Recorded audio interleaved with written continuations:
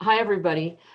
Today, I'm recording this lecture on Sunday, January 22nd for the week in risk analysis beginning on January 23rd. So I want to show you a couple of things. I'm going to share my screen and we're going to just talk about a few items. The first is that I have updated the course syllabus. I'm trying to get the schedule to be identical or nearly identical to the schedule as it's outlined on our Moodle page. I've also updated my office hours. This semester, I'm going to try really hard to have everybody that I work with scheduled through Calendly. It really has been a tremendous tool of efficiency, because what happens is that once somebody schedules an appointment with me on Calendly, it goes directly into my calendar, and then nobody else can overschedule that appointment time. So I found it to be very efficient. I've used it a little bit in the past, but this is the first semester where I've made a real concerted effort to use it consistently. So I'm going to attempt to do that with everybody in my professional life. And I would appreciate you using Calendly to schedule with me for those reasons. So the other thing, I did update our Moodle page to start to include some of the grades. So I'm putting the grade book together. I do not have the weighted percentages in the grade book yet. It's actually a little stranger than one might think. So I'm going to be working on that in the next week or two. But when you do the discussion board, for example, and most of you have, I will read it and respond to you and then grade you on that particular discussion.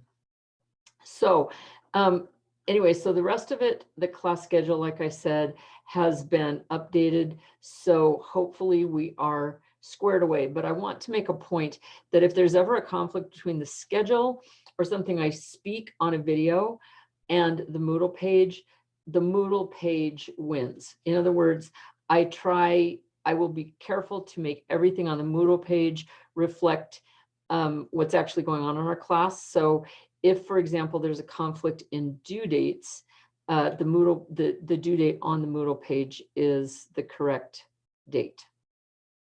All right, so we started our week last week, and I did an introductory lecture, which I think all of you have watched, and if not, please do. We started to talk about understanding risk and how humans process risk. I then assigned chapters 1 through 8 of the book Deep Survival.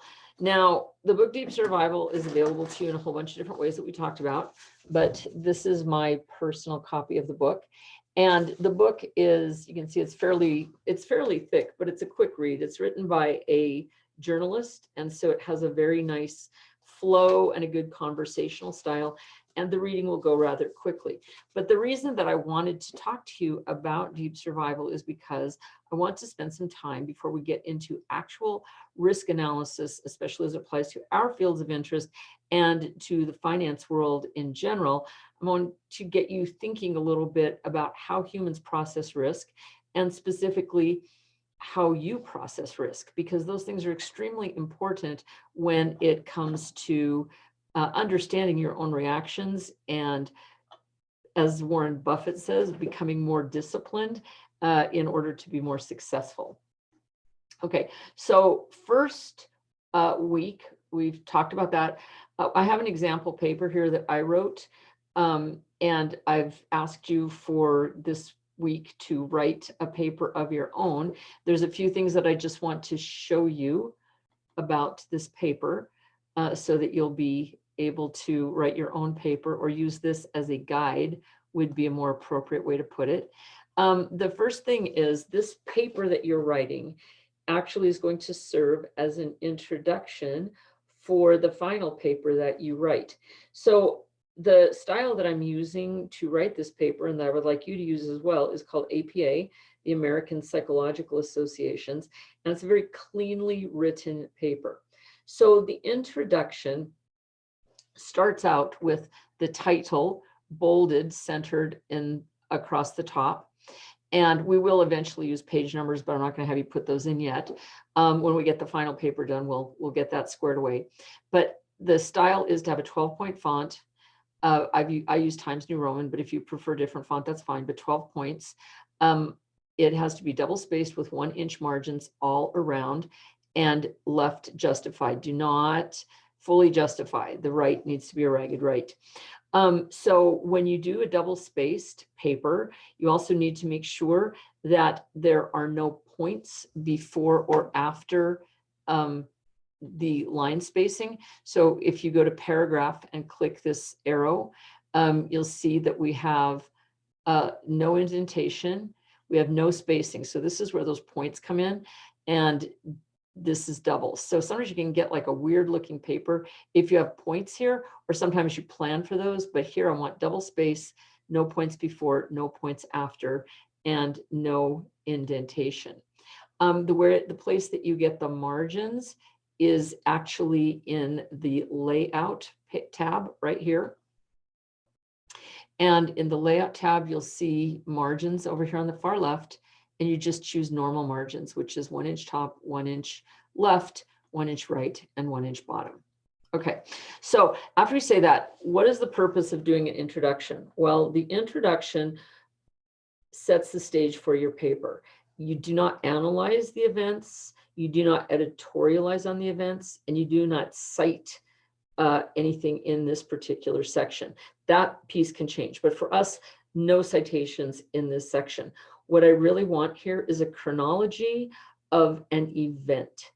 And so for your particular paper, if it looks like my paper, it might just be a chronology starting with how you began, how you got into this, and how you ended up at the end. I won't say got out of it, because got out of it's a little bit strong, I think.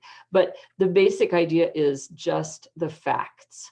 All right. Now, when I read through the paper, the introductory paper that I wrote, I realized something that I really hadn't seen before.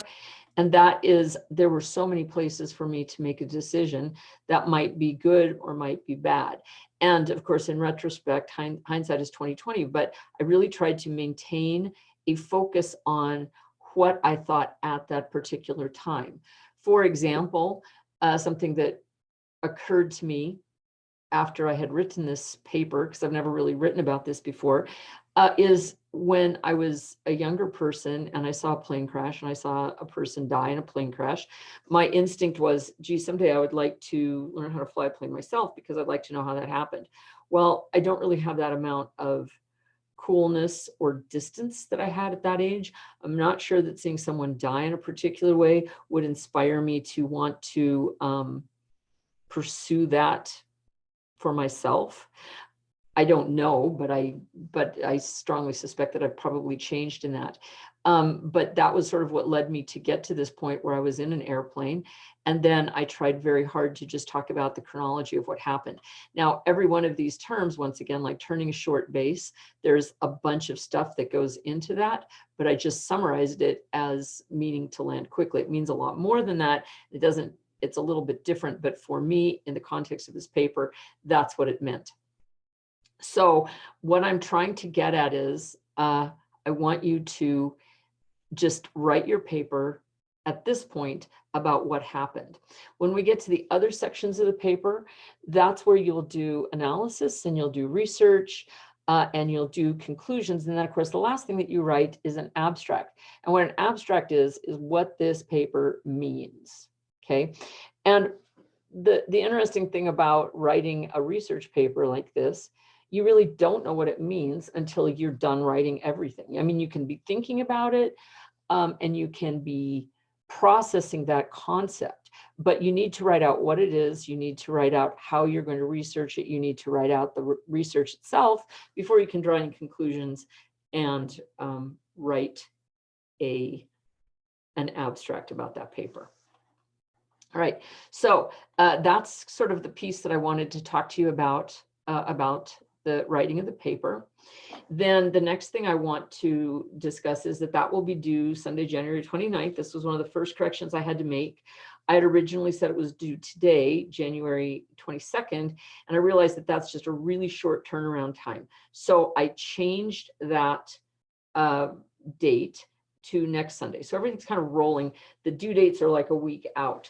Now, if you do them ahead and you submit them, that is fantastic. Okay, now I think I had mentioned this in my first video, but when you're to turn something in, you will see the word submit. So submit means I'm expecting something from you, an assignment of some sort, and I will grade it. The other things that will be graded will be the discussion forums. So all of your postings here will be graded, and the combination of those things, then the quizzes and some other things will be what happens in terms of your grade. My hope is that everybody in this class will get a good grade. I hope we're not scrabbling down to the end and, you know, begging for a moderately good grade. I hope everybody here gets a good grade. And I've tried to structure the class so that as we proceed through the material, you will be able to get a good grade if you just follow along and don't get too far behind and do all of the elements. All right, so for today, the first thing is our lecture topic is the book Deep Survival, the introduction section of the paper, which we've covered, and navigating our class Moodle page, which we're covering as we go along.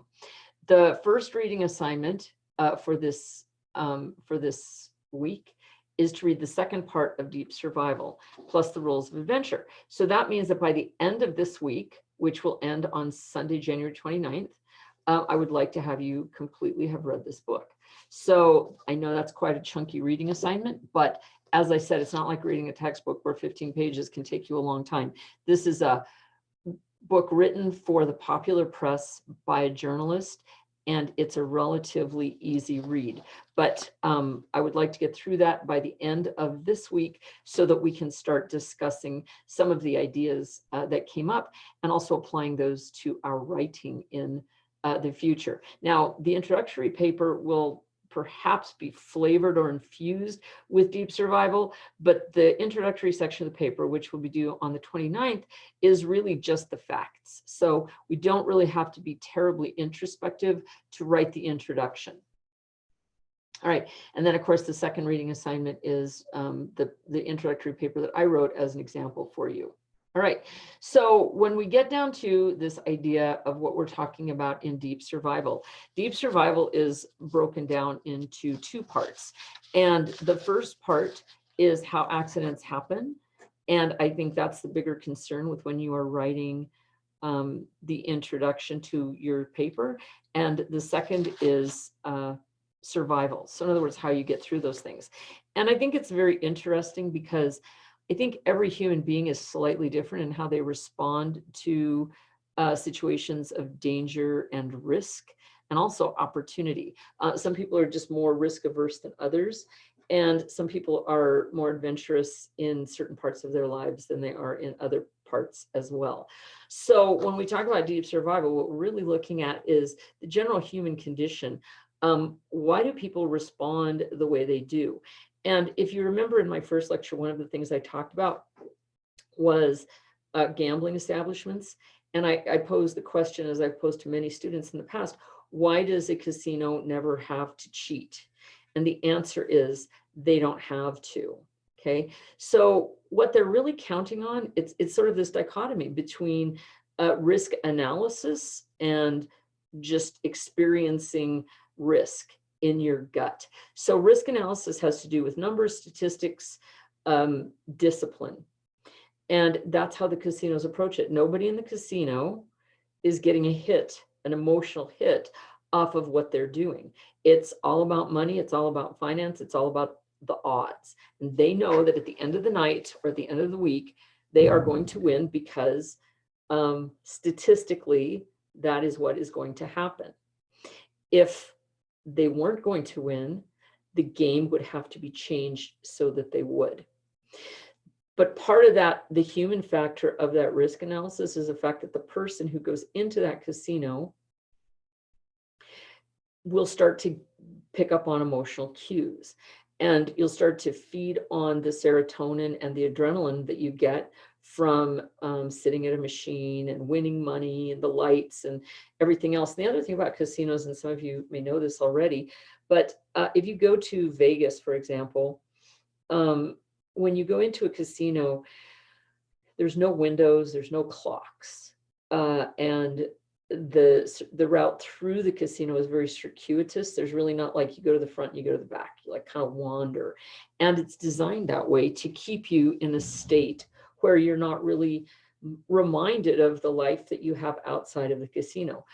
So what they want you to do is to stay there and play, stay and play, because the longer you play, the more money the casino is going to make. Or putting it another way, the longer you play, the more you're going to lose. And I know that in an instance, that's not true. In a particular instance, you may win. But over the course of you and me and all the people in a casino, we are going to lose. And this brings up this idea of risk analysis that also is not about gambling, but there's another issue.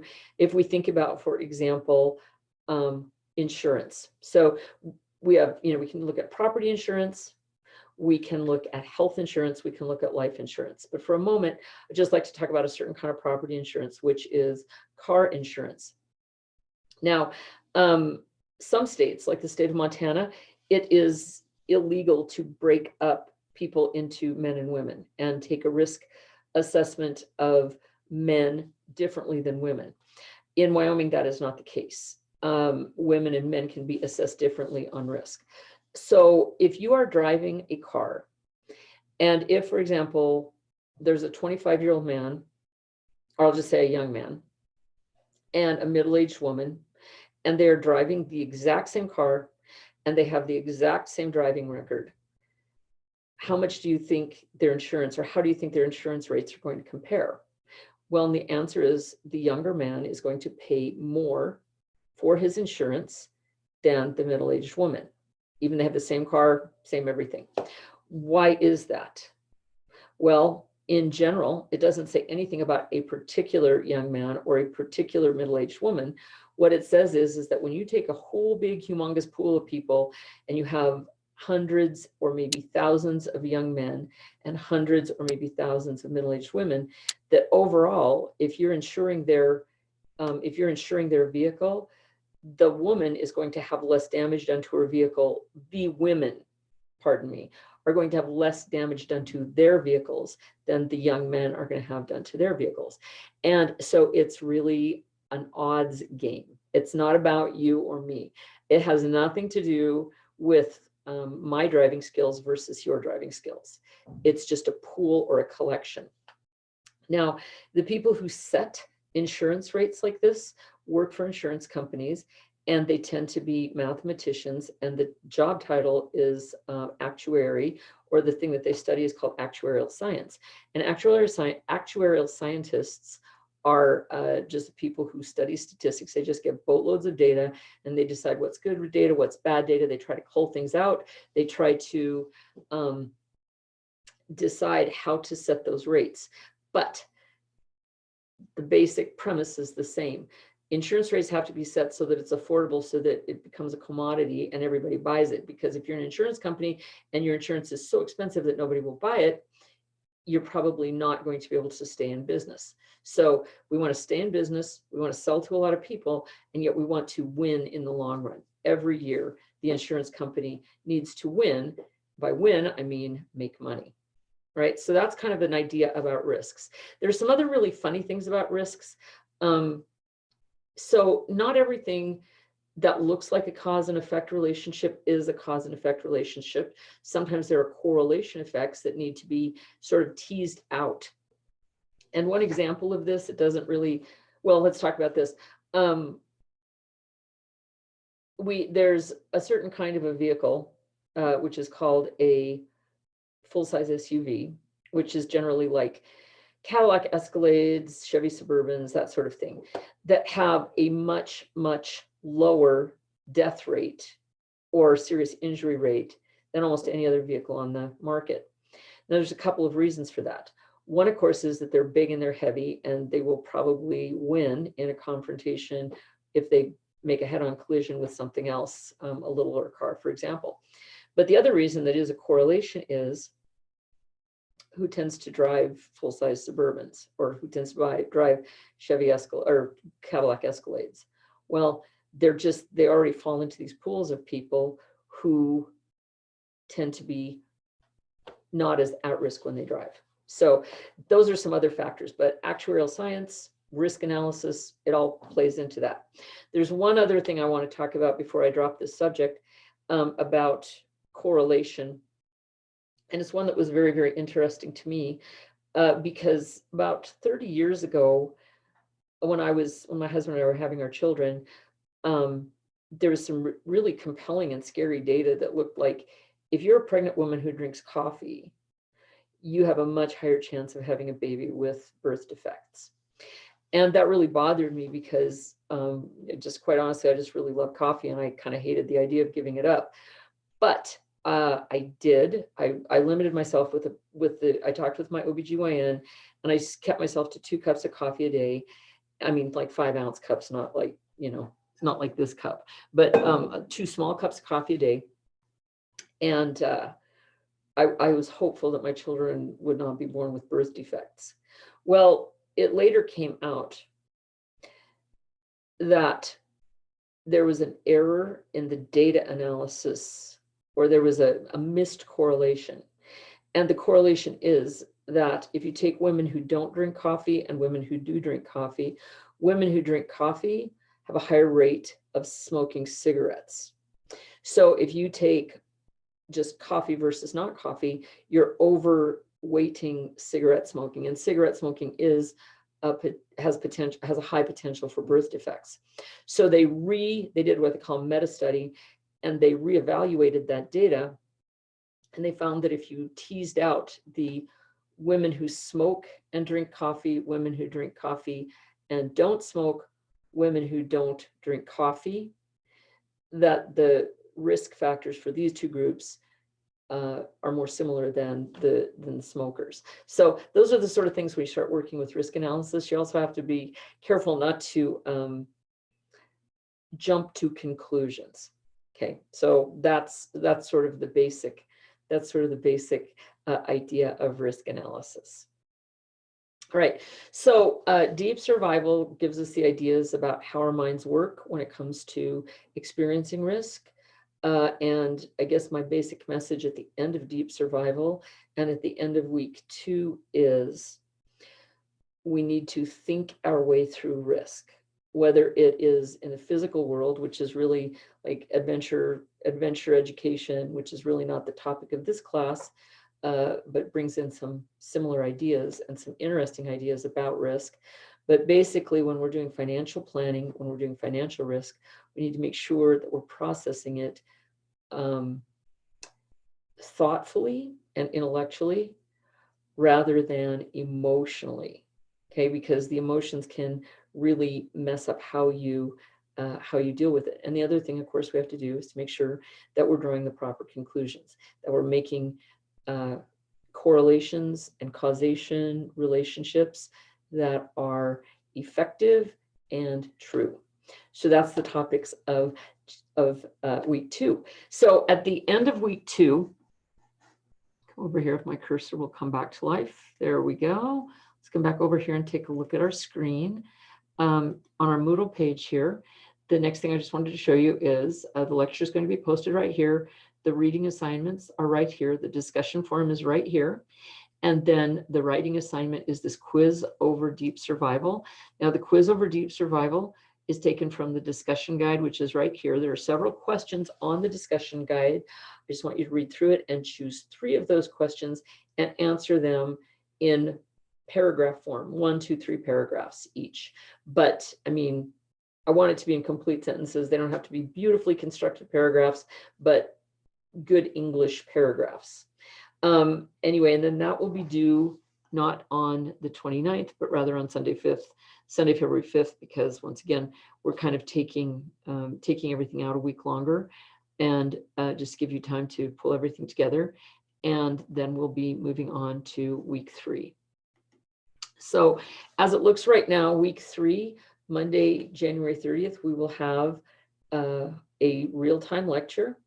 And in that real-time lecture, it will most likely just be by Zoom. So if you wish to participate real-time, it's great. If you wish to not participate real-time, it's also great. So asynchronous is just as good as synchronous. So tomorrow, January 23rd, we will have a synchronous Zoom lecture, no face-to-face, which you can go synchronous Zoom or asynchronous Zoom. Same on Monday, January 30th. On the following Monday, the third week of class, February 6th, it looks very much like I will be available, that I'll be broadcasting from SM 120, which is across the hall from my office. So in that week, I plan to do a face-to-face or Zoom synchronous or Zoom asynchronous, but it will be your choice. So if you have any questions, please set an appointment with me on Calendly or send me an email or send me a text, 307-272-1833, and I will look forward to hearing from you. Other than that, I will be on Zoom tomorrow night on January 23rd at 5:30 p.m. And if you join me, I will see you then. And if not, we'll work together through the week. Have a good one. We'll talk to you later.